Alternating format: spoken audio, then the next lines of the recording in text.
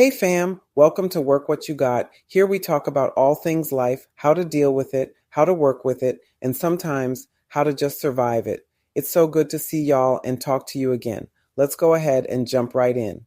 I'ma work what I got. Yeah, I'm walking in grace. Walking in grace. Got that fire inside. You can see it on my face. Yeah, won't hide my light. I'm built for the spot. God gave me Real faith, real talk, real all I life. need. I'ma work what I got.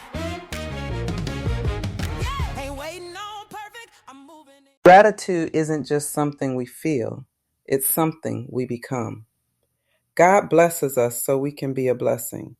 The gifts He places in our hands are meant to flow through us, not stop with us. Family, listen.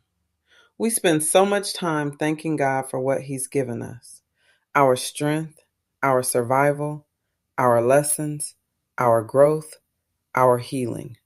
But sometimes we forget something important. God never blesses us just for us. He blesses us so we can be a gift to someone else. Everything you've been given, the wisdom, the peace, the testimony, the deliverance, the breakthroughs, it wasn't meant to stop with you. God poured into you so you could pour into someone else. Gratitude is active, not passive. A lot of people think gratitude is just saying thank you, but real gratitude is shown in what we do with what God gave us. When God gives you comfort, give comfort. When God gives you insight, share insight. When God gives you healing, help someone else find healing. When God pulls you out of darkness, you reach back for the next hand. Because gratitude is supposed to overflow. You can't say you're grateful for wisdom and never share it. You can't say you're grateful for survival and never encourage someone who feels like giving up.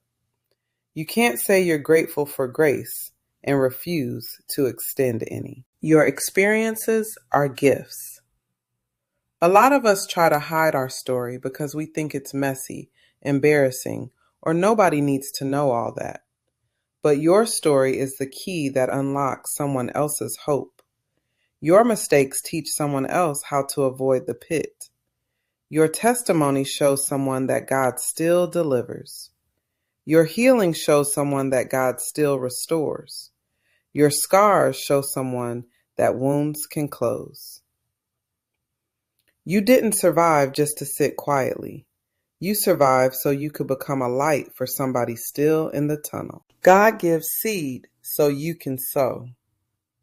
Everything God gives you is a seed, and seeds were never meant to remain in the hand.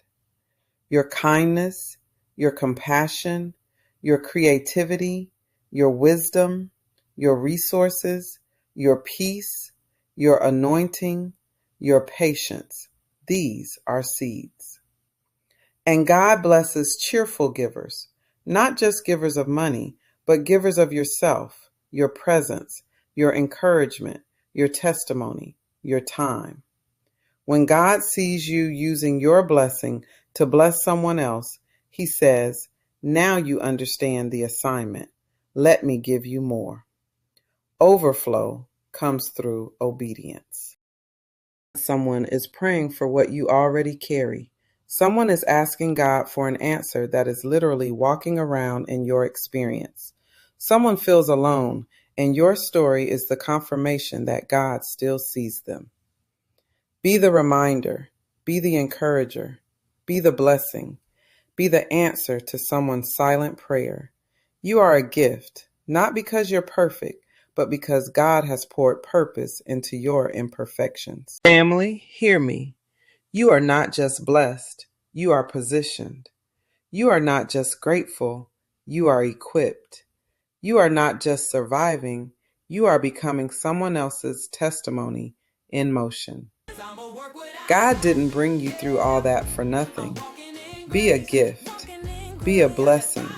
Share what God poured into you, because somebody needs what you carry. I'll see you next time, fam. And remember, stay grounded, protect your peace, and work what you got. God bless.